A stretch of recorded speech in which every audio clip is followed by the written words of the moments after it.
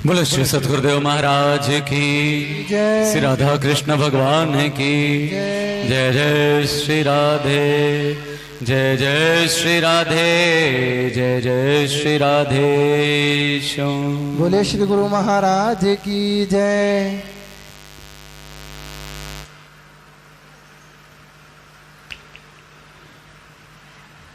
आदि शंकराचार्य जी कहते हैं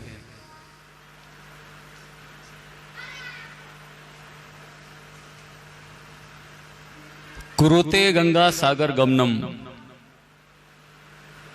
व्रत परिपालन मथवा दानम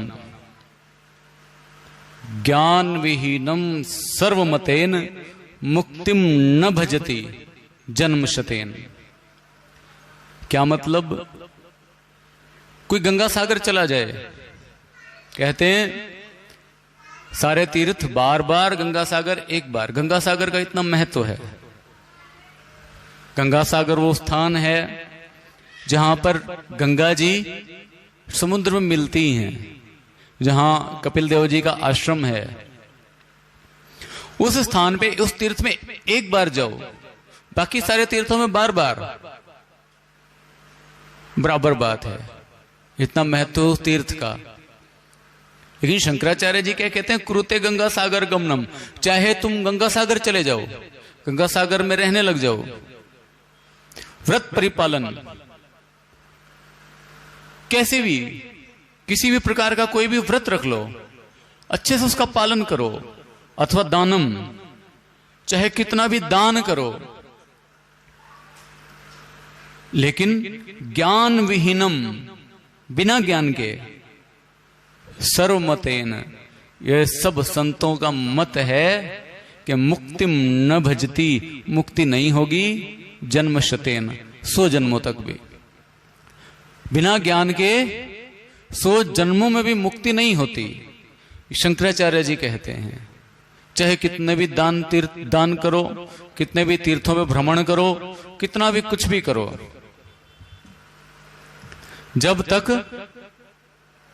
ज्ञान नहीं होगा तब तक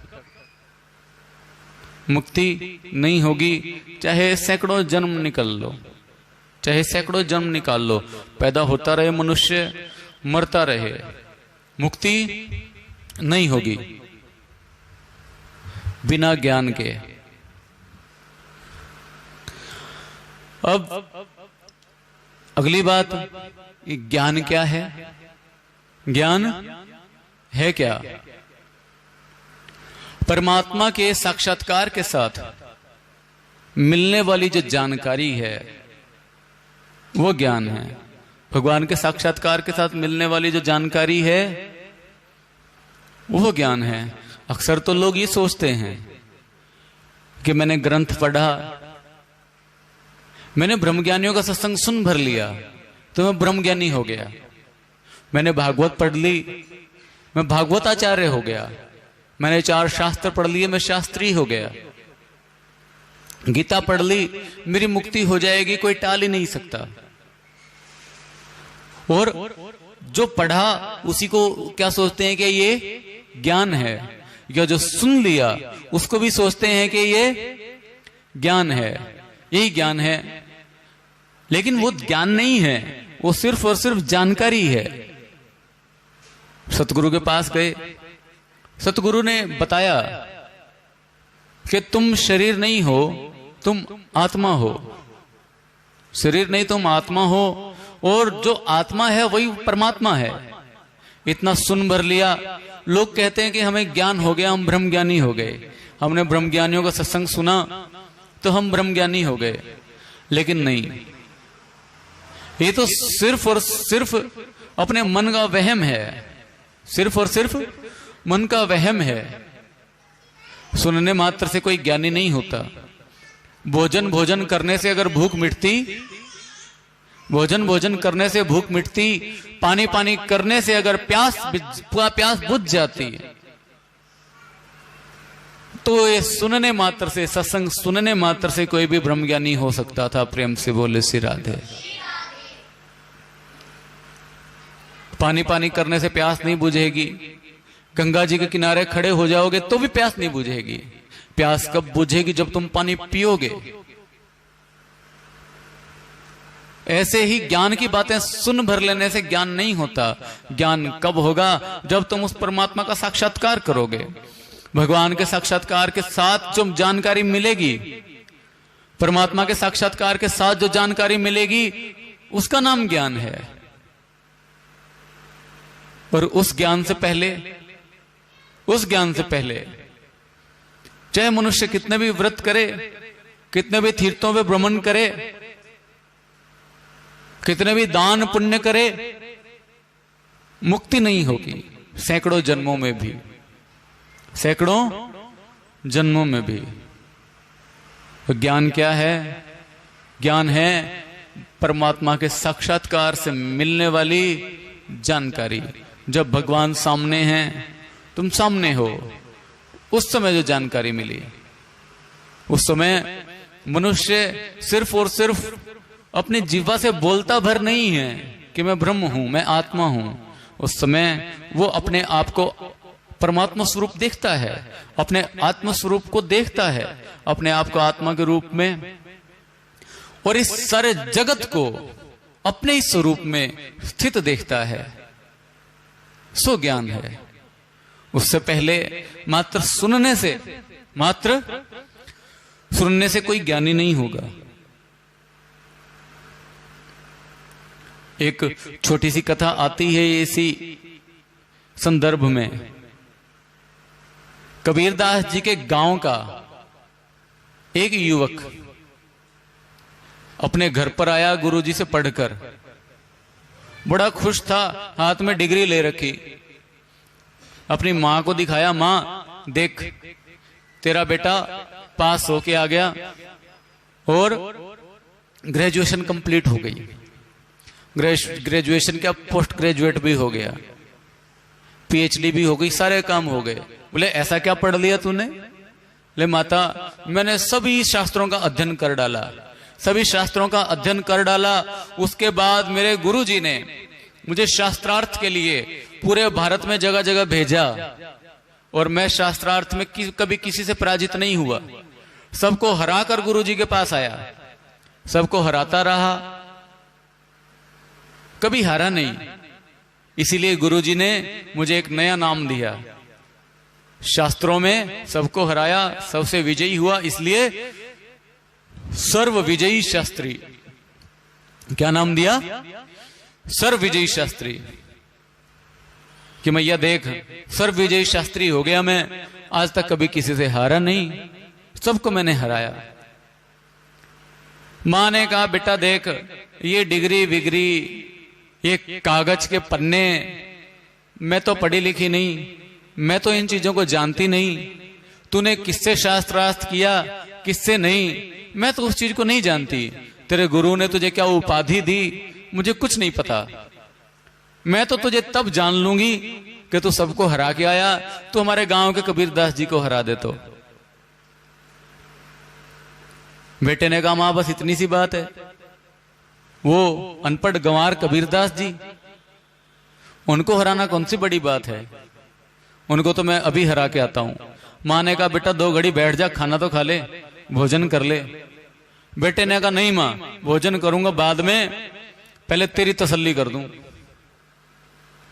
मैया तेरी तसल्ली हो जाए, कबीरदास जी को हरा के आता हूं और साथ में लिखवा के लाऊंगा ये कबीरदास हार गया और सर्वविजयी शास्त्री जीत गया, उसके बाद भोजन करूंगा। मां ने कहा चल जा, पता नहीं तेरे नसीब में भोजन है भी कि नहीं। प्रेम से बोले श्री राधे। क्यों जानती है माता, ये कबीरदास जी हारने वाले नहीं। अब ये सर्वविजयी शास्त्री भागा भागा गया कबीरदास जी के पास। कबीरदास जी कपड़ा बुन रहे थे, अपने काम में लगे हैं कबीरदास जी। और ये सर्वविजयी शास्त्री ने कहा कबीरदास जी को, ए कबीरदास जी मुझे आपके साथ शास्त्रार्थ करना है, मेरे साथ शास्त्रार्थ करो। कबीरदास जी ने कहा भैया देख, मैं तो अनपढ़ हूं, गवार हूं, पढ़ा लिखा हूं नहीं, मैंने शास्त्र पढ़ा ही नहीं। जब शास्त्र ही नहीं पढ़ा तो शास्त्रार्थ कैसा। जा मुझे नहीं करना, मुझे मेरा काम करने दे। तो सर्वविजय शास्त्री ने बताया कि मेरी मां ने बोला आपको शास्त्रार्थ में पराजित करूंगा तो वो मुझे सर्वविजयी मानेगी। तो आप एक काम करो, अपनी हार मान लो। कबीर दास जी बोले मान ली, चलो हार, हम हार गए भैया, जाओ अब हमको अपना काम कर लेने दो। शास्त्री ने कहा ऐसे नहीं, कागज पे लिख के दो कि आप हार गए। कबीर दास जी बोले मुझे तो लिखना नहीं आता, लिख तू दे, नीचे दस्तखत मैं कर दूंगा मेरे। वो सर्वविजय शास्त्री कागज लेके आया, उस पे लिखा सर्वविजय शास्त्री जीता, कबीरदास हरा। क्या कबीरदास जी ये लो, इस पे साइन कर दो, हस्ताक्षर करो। कबीरदास जी ने साइन कर दिया, नीचे लिख दिया कबीर, जा भैया तू जीत गया। वो सर्वविजय शास्त्री पहुंचा अपनी मां के पास, मैया देख तेरे कबीरदास से मैं लिखवा के ले आया, ये ले कागज। कागज पकड़ा दिया मां के हाथ में। मां ने देखा, पढ़ा, बोले बेटा मैंने तो पढ़ लिया, जरा ले तू भी पढ़ ले एक बार, इसमें लिखा क्या है। शास्त्री जी ने पढ़ा, उसमें लिखा है कबीरदास जीता, सर्वविजय शास्त्री हारा, नीचे साइन कबीरदास के। शास्त्री ने सोचा ये गड़बड़ हो गई, माता जीता तो मैं ही था, हो सकता है लिखने में गड़बड़ हो गई हो जल्दी जल्दी में। ओवर एक्साइटमेंट हो जाती है ना इंसान को, तो गलतियां कर बैठता है। सोचा हो गई हो गलती, मैं दोबारा जाता हूं। कबीरदास जी के पास फिर से गया, जाके कहने लगा ओ कबीर जी थोड़ी गलती हो गई, जरा एक साइन और कर दोगे। कबीरदास जी बोले चल भैया कर दूंगा, लेकिन तू तो ऐसे बार बार अगर गलतियां करेगा तो मैं काम कब करूंगा। भैया तू तो नवयुवक है, हमने बाल बच्चे पालने हैं, हम काम छोड़ के तेरे साथ ये लड़ाई झगड़ा ही करते रहेंगे तो हम काम कब करेंगे, कमाएंगे खाएंगे क्या। अब के गलती मत कर, ढंग से लिख ले। 4 बार पढ़ भी लियो। उसने फिर से लिखा सर्वविजय शास्त्री जीता, कबीरदास हारा। 4-5 बार पढ़ लिया, पढ़ के और कबीरदास को बोले साइन कर दो। कबीरदास जी बोले अब क्या फाइनल है ना, बोले हाँ जी बिल्कुल फाइनल। कबीरदास जी ने फिर से साइन कर दिए, ले भाई कबीर। वो गया, जाके अपनी माँ को देखा दिया कागज, माँ ये ले, इस बार पक्का सबूत लेके आया हूं। माँ ने खुश होते होते कागज खोला, सोचा शायद मेरा बच्चा इतना लायक हो गया है कि कबीरदास जी को हरा दिया हो। कागज खोला, खोल के देखा तो वही बात, कबीरदास जीता और सर्वविजय शास्त्री हारा, नीचे साइन कबीरदास जी के। प्रेम से बोले श्री राधे। उसके बाद वो तो बंदा सिर खुजाने लगा, ये हो क्या रहा है, क्या नाटक चल रहा है। मैं लिखता कुछ हूं, यहां पे आके बदल कुछ जाता है, कुछ और ही हो जाता है। बोला मां तो चिंता मत कर, मैं हरा के मैं आया हूं कबीरदास को, मेरा विश्वास कर, मैं दोबारा जाता हूं, एक बार और जाऊंगा और फिर से साइन करवा के लाऊंगा कबीरदास के, जिसमें मैं जीता हूं। उसकी मां बोली पता नहीं बेटा, रोटी तो खा ले, खाना वाना खा ले, क्या चक्कर मारता रहेगा। बोले ना, कबीरदास को हरा के ही भोजन करूंगा। बोला लगता भूखा ही मरेगा आज ही। प्रेम से बोले श्री राधे। लड़का भागा भागा गया कबीरदास जी के पास, कहता कबीर जी इस बार थोड़ा सा ढीला हो गया, पहली बार ज्यादा अक्कड़ में गया था, दूसरी बार थोड़ी अक्कड़ कम, अब के थोड़ी अक्कड़ और कम हो गई। हाथ जोड़ के कहने लगा कबीरदास जी छोटी सी प्रार्थना है, जरा एक बार साइन और कर दो आप। कबीरदास जी बोले भैया मैं मेरे काम धंधे छोड़ के तेरे साथ ही ना चल दूं, चाहता क्या तू। अब के एक काम कर, बड़ा सा कागज ले, बड़े बड़े अक्षरों में लिख ले।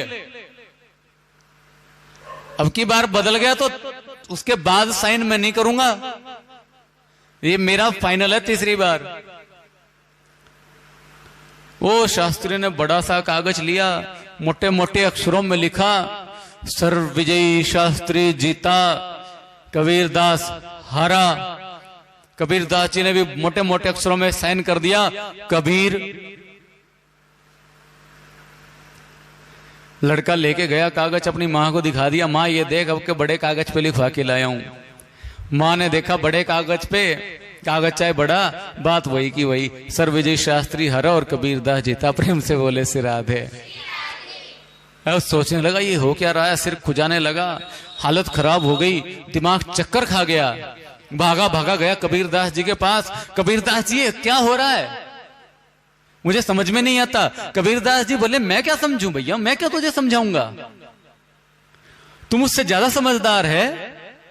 मैं ठहरा अनपढ़ गंवार, मैं कभी स्कूल की दहलीज पर भी नहीं गया, और तू समस्त शास्त्रों का ज्ञाता, संस्कृत में एमए पीएचडी करके आया,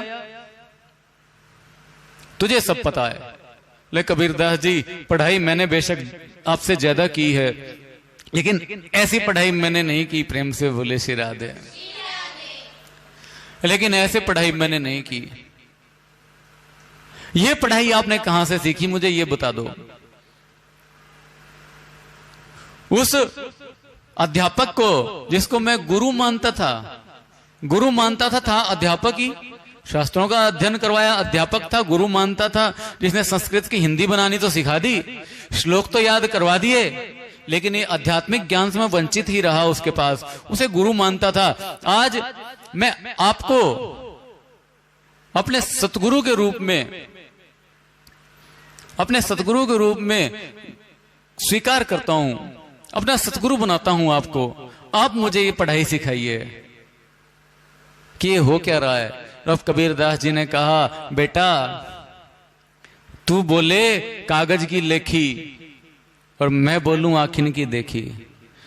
तू सिर्फ वो बोलता है जो तूने कागज में लिखा हुआ पढ़ा है, और मैं वो बोलता हूं जो मैंने अपनी आंखों देखा है। पढ़ लेने मात्र से कोई ज्ञानी नहीं हो जाता। हमारे महाराज जी तीसरी चौथी क्लास तक ही तो पढ़े थे। परम गुरु योग शब्दानंद जी महाराज वो भी थोड़ा सा ही पढ़े थे, लेकिन उनकी वाणी को बड़े बड़े शास्त्रज्ञ अगर आकर पढ़ने लगे तो दिमाग चक्कर खा जाएगा।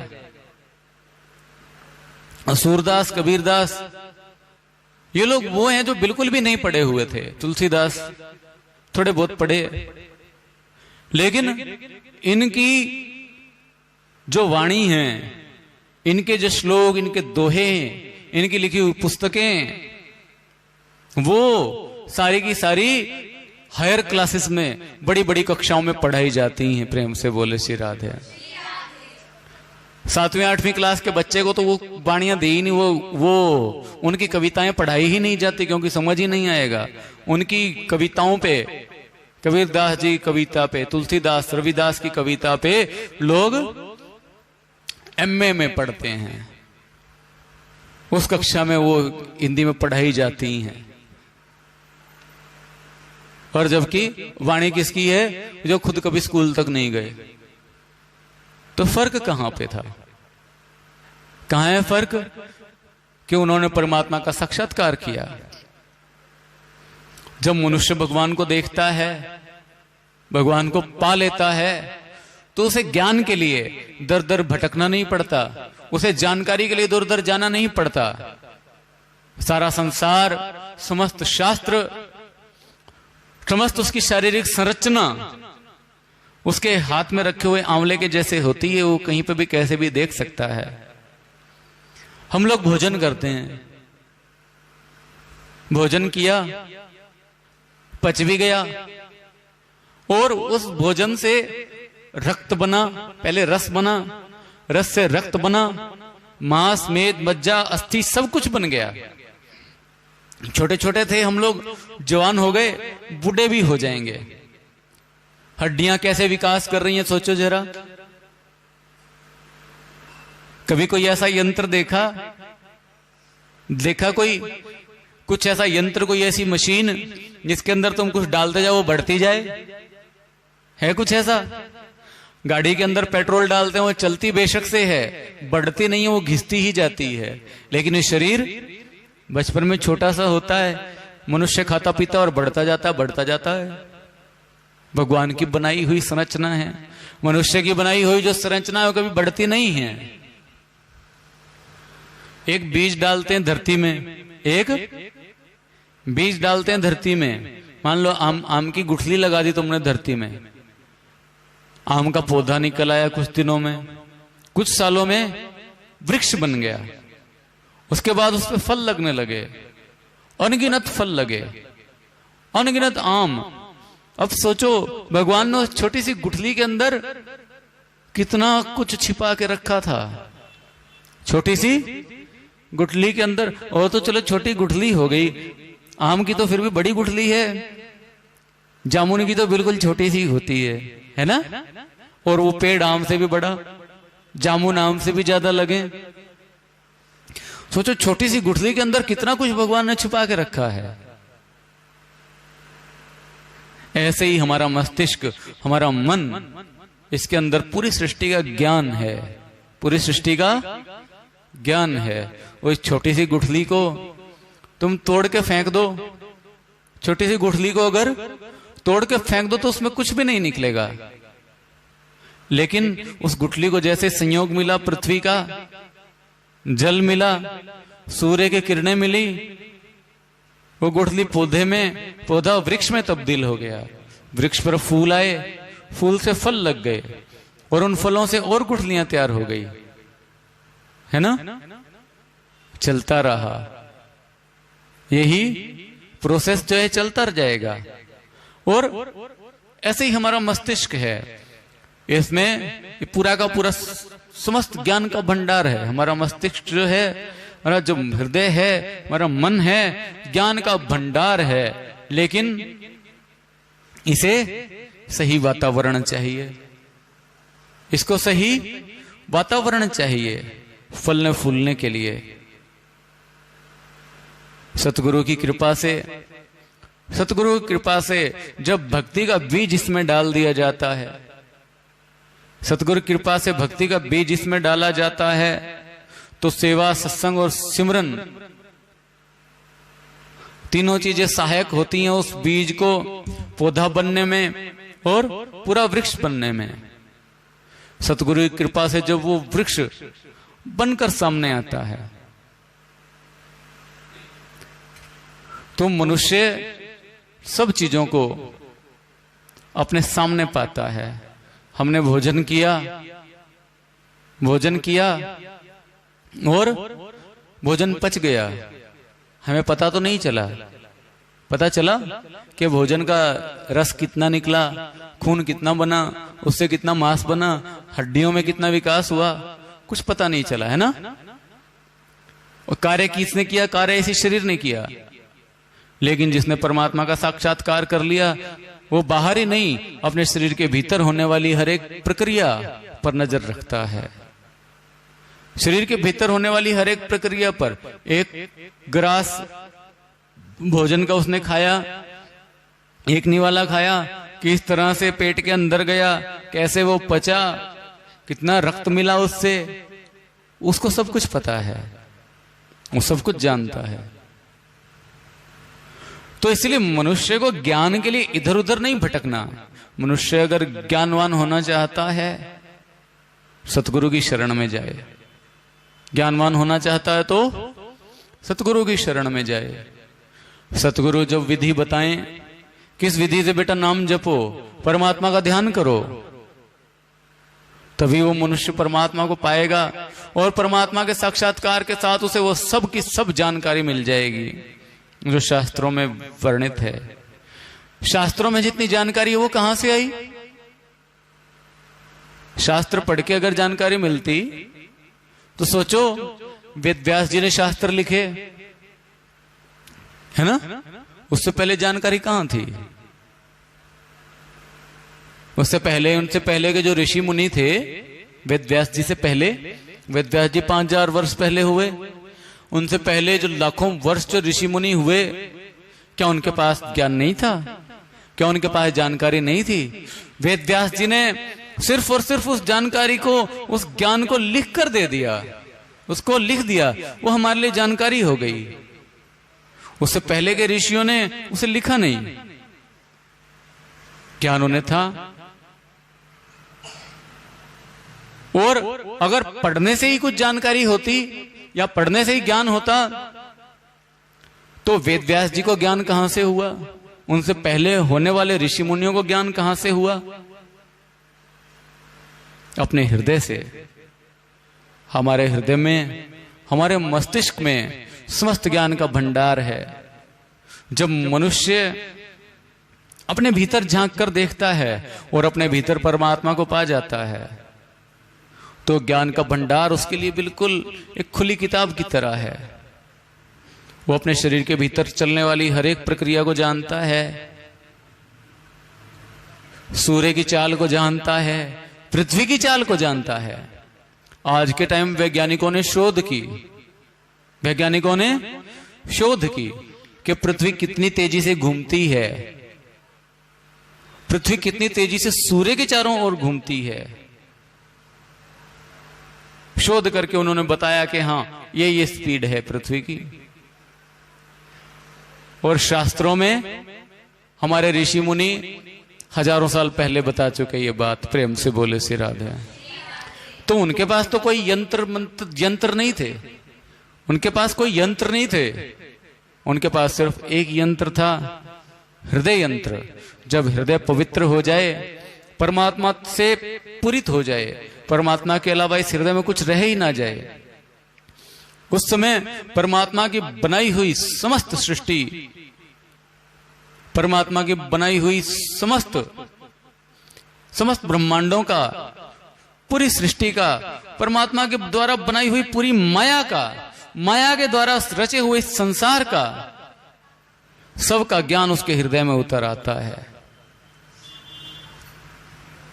और वही वास्तविक ज्ञान है जो कागज में से पढ़ के हमने देख लिया कि मैं ब्रह्म हूं, मैं आत्मा हूं। बोलने मात्र से हम आत्मा नहीं हुए। होंगे कब? जब देख लेंगे, पहचान लेंगे, साक्षात्कार कर लेंगे। बोले श्री सतगुरुदेव महाराज की, श्री राधा कृष्ण भगवान की जय। जय श्री राधे, जय जय श्री राधे, जय जय श्री राधे श्याम।